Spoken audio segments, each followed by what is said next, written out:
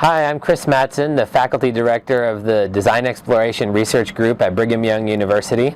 I'm here with Braden Hancock, who is a Barry M. Goldwater Scholar and also the recipient of the Kenneth Andrew Rowe ASME Scholarship.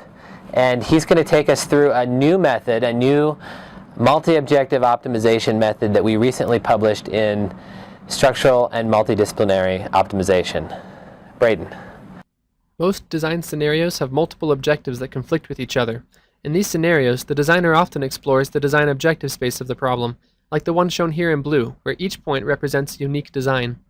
Generally, designers are especially interested in Pareto solutions, also known as non-dominated solutions, because by definition, no other solution is better than them in all objectives. A Pareto set of solutions is ideally small enough for the designer to handle cognitively, but still large enough to represent the unique features of the design space. One type of set that meets these criteria is called a smart Pareto set. Smart Pareto sets contain more solutions in regions of high trade-off, where multiple objectives are changing rapidly, and fewer solutions in relatively flat regions, where perhaps only one objective is changing significantly. The traditional approach for obtaining smart Pareto sets begins by generating a well-distributed set of Pareto solutions with a high density, using the normal constraint method. Then a smart Pareto filter is applied, which removes all solutions that do not provide sufficiently unique information to merit a place in the minimal set that will be presented to the user. This filtering is done by defining a region of practically insignificant trade-off, also known as the PIT region, which is placed around each point in the set, removing all remaining points that lie within it. The inherent weakness of this approach is that significant computational effort is wasted generating Pareto points that the user will never see. We are pleased to introduce the Smart Normal Constraint method, which is capable of directly generating a smart Pareto set. This results in very significant decreases in computational cost, reducing the required number of function calls by multiple orders of magnitude in some cases. To make direct generation possible, we must define our PIT region in a new way.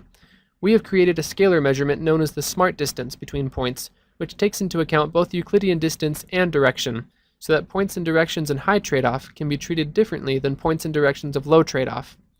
Instead of defining our PIT region as a certain area bounded by multiple lines with differing equations, we define it as the region including all points with a smart distance less than or equal to 1 from the center point.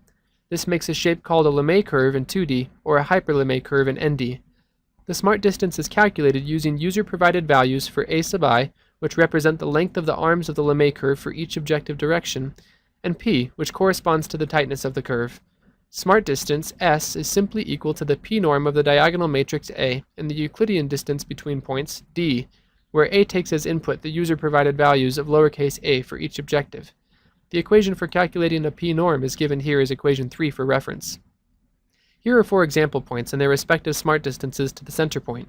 Defining the PIT region in this way, with a scalar value rather than a bounded region, allows an algorithm to identify not just whether or not a new point is smart, but also to what extent it is or isn't smart. This ability to simply quantify trade-off between points enables the Snc method to more intelligently, and therefore efficiently, search a design space for a smart Pareto set. The Smart Normal Constraint method works in n dimensions, but for simplicity's sake, here are the steps of the Snc method shown for a simple 2-dimensional problem. In step 1, we find anchor points, which are the extreme values of the Pareto frontier for each objective. This is done by optimizing with respect to just one objective at a time. In step 2, we determine how to connect our known Pareto points to form a linear approximation of the Pareto frontier. In 2D, each Pareto point simply connects to its neighbors on either side. In higher dimensions, we find the Delaunay triangulation of our Pareto points to divide up the approximation surface. That can be done using the built-in function Delaunay n in MATLAB. Next, the approximation lines are made, and these lines are discretized into evenly spaced approximation points. Now, instead of performing a single objective optimization for every one of these points, like we would do in the traditional approach using the normal constraint method, we use our smart distance formula to calculate which region of our approximated Pareto frontier has the greatest likelihood of yielding a new point that is not in any existing PIT regions. We calculate the smart distances of every approximation point to the known Pareto points and select the one with the maximum smart distance value from the nearest known Pareto point. Through that point, we construct a linear constraint that is normal to the line connecting the anchor points. This limits the feasible design space to a particular region, and now a single objective optimization with respect to mu2 results in a new smart Pareto point in that region. Steps 2 through 6 then repeat.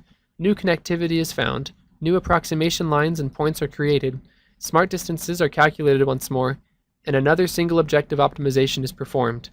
When there is no more room on the Pareto frontier for new smart Pareto points, the algorithm ends and the smart Pareto set is presented to the designer. The resulting set may look something like this. It required 9 single objective optimizations, 1 for each solution. To produce this same set using the traditional approach with a smart Pareto filter, we would have had to create a well-distributed set where all points were as close as the 2 closest points in this final set. That means that we would have had to perform not 9, but 20 single objective optimizations. Now that you've seen a very basic case, we'll compare the performance of the traditional approach and the smart normal constraint approach on some complex example problems from the literature. For each of these examples, a smart Pareto set was generated by the smart normal constraint method. Then, using the necessary parameters to produce that same set, the normal constraint method was applied with a smart Pareto filter. With nearly identical resulting sets, the two methods can be easily compared for efficiency based on the number of function calls performed. Here are the results of both approaches on all 3 example problems. By searching the design space intelligently instead of searching it with equal resolution in all regions, the Snc method was able to dramatically decrease the number of function calls. And we can see that as the complexity of the problem increases, the advantages of using the Snc method increase as well, up to a 99% decrease in total function calls for our 5-objective problem. A few years ago, I had the opportunity to work at the Air Force Research Laboratory, where I was involved with an optimization problem for a turbine airfoil with 17 variables and 5 objectives. Since each function call required 6 hours of CFD analysis, finding a smart Pareto set was out of the question. If our 5-objective test problem is any indicator, that could have taken 3.5 years to complete. We were forced to use a much less thorough optimization approach instead. But with the increased computational efficiency of the smart normal constraint method, we could likely perform those same calculations now in just 10 days. To summarize what you've seen in this video, first, the smart normal constraint method is the first algorithm capable of directly generating smart Pareto sets of solutions in n dimensions. Second, this method is enabled through the use of an iteratively updated approximation of the Pareto frontier and the creation of a novel scalar measurement for the smart distance between points. And third, thanks to its ability to more intelligently search the design space, the smart normal constraint method results in significantly fewer function calls than the traditional approach in nearly all cases, by as much as 99% in our example problems. We hope you enjoyed this demonstration. For more information on the smart normal constraint method, see our publication in the Journal of Structural and Multidisciplinary Optimization. You can also visit the website of the Design Exploration Research Group or send us an email.